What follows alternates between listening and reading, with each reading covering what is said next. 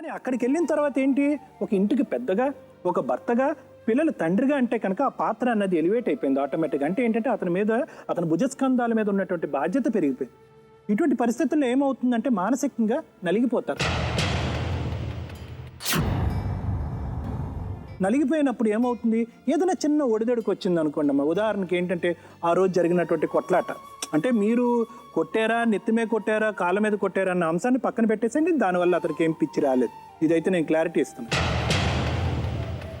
Number 2, ఎందుకంటే మన దగ్గర క్లియర్ కట్ రికార్డ్స్ ఉన్నాయమ్మా. ఈ 2 రాష్ట్రాల్లో అతి పెద్ద సైకియాట్రిస్టులు చూసినటువంటి రికార్డ్స్ మన దగ్గర ఉన్నాయి. సో ఇదేంటంటే ఎవరో కొట్టడం వల్ల వచ్చినటువంటిది కాదు. అయితే ఏమైంది అంటే కనుక ఈ ఒడిదొడుకుల మధ్యన అతను నలిగిపోయి ఉన్నాడు. అందుగురించి ఏమైందంటే తండ్రి చనిపోయిన తర్వాత ఏంటి, తనలో తను మాట్లాడుకోవటం, తనలో తను ఇది ఎప్పుడు పెళ్ళైన 6 నెలలకే. అంటే ఏంటంటే పుట్టుకతో పిచ్చి అన్నది ఎవరికి రాదు.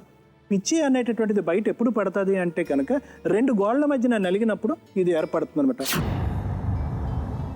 ఆ రోజు ఏమైంది, మీ దగ్గరికి వచ్చి ఉన్నాడు. సడన్గా అనుకోని పరిస్థితుల్లో తండ్రి చనిపోయాడు. అది అతను జీర్ణించుకోలేకపోయాడు. తనలో తను నవ్వుకోవటం, మాట్లాడుకోవటం, ఒక పిచ్చి చేష్టలా ప్రవర్తించాడు.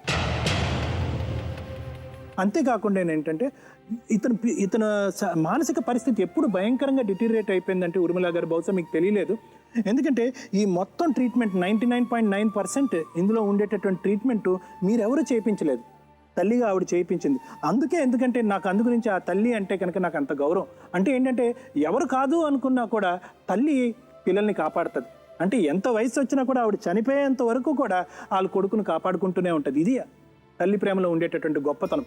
100 దేవుళ్ళే కలిసొచ్చినా అమ్మా నీలాగా చూడలేరమ్మా, కోట్ల సంపదే అందించిన నువ్విచ్చే ప్రేమే దొరకదమ్మా, నా రక్తమే ఎంతిచ్చినా నీ త్యాగాలనే మెంచునా, నీ రుణమే తీర్చాలంటే ఒక జన్మైన సరిపోదమ్మా, నడిచేటి కోవెలా నీవేలే.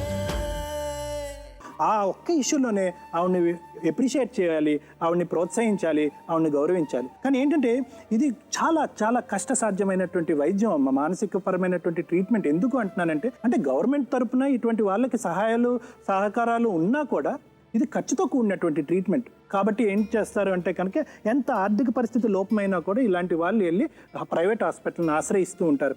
అక్కడ కాస్త ఫీజులు, దాంతోపాటు మెడిసిన్స్కి అయ్యేటటువంటి ఖర్చులు, ఇవన్నీ చూసుకుంటే కనుక ఇక్కడ వీళ్ళన్నీ కూడా జాగ్రత్తగా జతపరిచారు మేడం. అంటే ఇప్పుడు ఇక్కడ చూసుకుంటే కనుక ఎలా కాదనుకున్నా కూడా దగ్గర 1500 నుంచి 2000 వరకు అతను వైద్యానికి ట్రీట్మెంట్ ఖర్చు అవుతుంది. ఏది డాక్టర్ ఫీజు కాకుండా, డాక్టర్ ఫీజు కూడా కలుపుకుంటే కనుక సుమారుగా 2500 వరకు ఖర్చు పెట్టుకుంటూ ప్రతిసారి కూడా ఎక్కడ తూచా తప్పకుండా నెల డాక్టర్ దగ్గర తీసుకెళ్ళటం అన్నది నిజంగా హ్యాట్స్ ఆఫ్. అమ్మా, అలాంటి వాళ్ళది నిజమైన ప్రేమ కాదు, అది వ్యామోహం. ఎగ్జాక్ట్లీ చిన్నత్త, నిజంగా ప్రేమించుకున్న వాళ్ళు అలా చేయరు. ఎంత మనసు విరిగిపోతే కన్న కూతుర్ని పట్టుకొని మా దృష్టిలో చచ్చిపోయా ఉంటుందా తల్లి? అది సరే అమ్మా, తన కూతురుతో తన మాట అనేటప్పుడు ఆమె మాటల్లో వ్యథ, కళ్ళల్లో బాధ గమనించావమ్మా? పెద్దబాబుకు బర్త్డే విషెస్ చెప్పు కూడా వెళ్ళాం కదా. ఊరికే ఎలా కాలిపోతుంది, మంట పెడితేనో పడితేనో తగలబడుతుంది.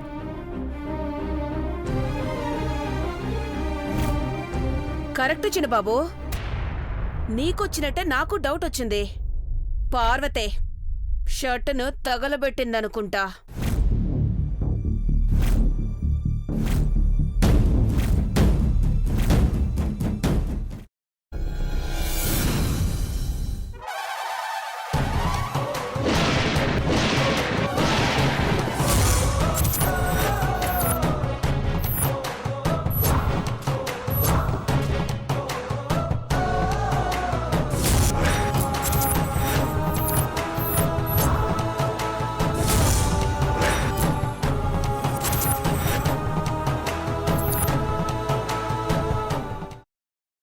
తర్వాత పొట్టు తీసేసి చాప్ చేసి పక్కన పెట్టుకోవాలి. ఒక ప్యాన్లో కొద్దిగా నూనె వేడి చేసి అందులో ఆవాలు, మినప్పప్పు, శనగపప్పు, కరివేపాకు, సన్నగా తరిగి పెట్టుకున్న ఉల్లిపాయలు వేసుకుని 1 నిమిషం పాటు వేయించుకోవాలి. ఆ తర్వాత కాల్చి కట్ చేసి పెట్టుకున్న వంకాయని కూడా అందులో వేసుకుని బాగా మిక్స్ చేసి బౌల్లోకి ట్రాన్స్ఫర్ చేసుకుని అందులో తగినంత చిక్కటి పెరుగు లేదా పల్చటి పెరుగు వేసుకుని మిక్స్ చేసి అన్నంతో కానివ్వండి, చపాతీతో కానివ్వండి సర్వ్ చేసినా చాలా బాగుంటుంది.